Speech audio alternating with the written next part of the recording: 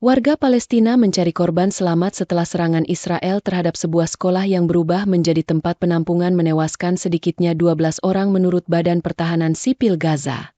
Penjajah telah menargetkan sekolah baru, Sekolah Mustafa Hafez di sebelah barat kota Gaza.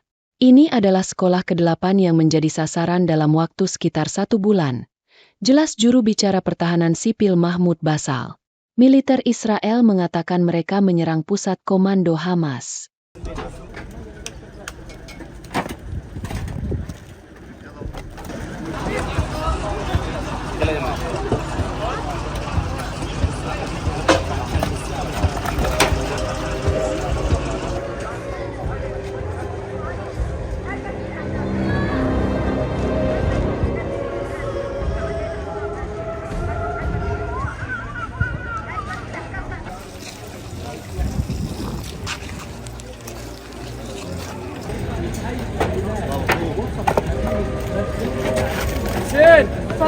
Download Tribun X sekarang, menghadirkan lokal menjadi Indonesia.